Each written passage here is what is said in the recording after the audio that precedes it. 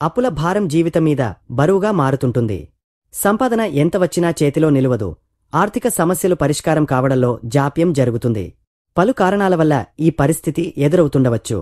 ముఖ్యంగా వాస్తు దోషాలు కూడా ఇందుకు కారణమవుతాయని నిపుణులు సూచిస్తున్నారు.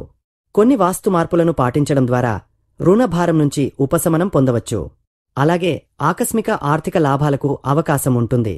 ఇప్పుడు ఈ సమస్యల పరిష్కారం కోసం కొన్ని వాస్తు చిట్కాలు తెలుసుకుందాం. వాస్తుశాస్త్రం ప్రకారం డబ్బు నిల్వ చేసే ప్రదేశం ఉత్తర దిశలో ఉండాలి.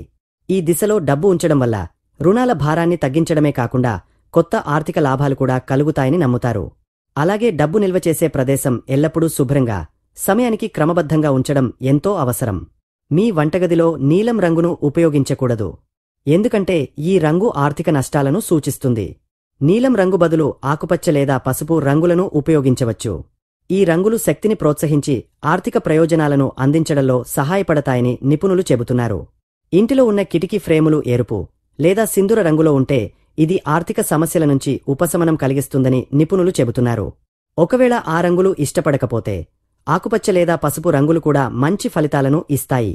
ఈ చిన్న మార్పు రుణాల బరువును తగ్గించడంలో దోహదపడుతుంది. మీ రుణాలు చెల్లించడానికి మంగళవారాన్ని ఎంచుకోవడం ఒక శుభకార్యం. వాస్తు నిపుణులు తెలిపిన వివరాల ప్రకారం ఈ రోజున రుణాలను చెల్లిస్తే మిగతా అప్పుల భారం క్రమంగా తగ్గుతుందట. మంగళవారం ఈ పని చేసి చూడండి. దీని ద్వారా మీ ఆర్థిక పరిస్థితి మెరుగుపడుతుంది. ఇల్లు లేదా ఆఫీస్లో ఈశాన్య దిశలో ఒక గ్లాస్ కిటికీ ఏర్పాటు చేయడం వాస్తు ప్రకారం చాలా మంచి ఫలితాలను ఇస్తుంది. ఇది ఇంట్లోకి ధనాన్ని ఆకర్షిస్తుంది. అలాగే రుణ భారాన్ని తగ్గించడంలో సహాయపడుతుంది. గ్లాస్ కిటికీని శుభ్రంగా ఉంచడం మరింత అవసరం. వాస్తుశాస్త్రం ప్రకారం చిన్న చిన్న మార్పులు చేయడం వల్ల మీ జీవితంలో పెద్ద మార్పులు తీసుకువస్తాయి. ఇంటిని శుభ్రంగా, శాస్త్రోక్తంగా ఉంచడం ద్వారా రుణభారం నుంచి విముక్తి పొందొచ్చు. ఈ విధంగా పాటించడం ద్వారా మీ ఆర్థిక పరిస్థితి మెరుగుపడే అవకాశముంది.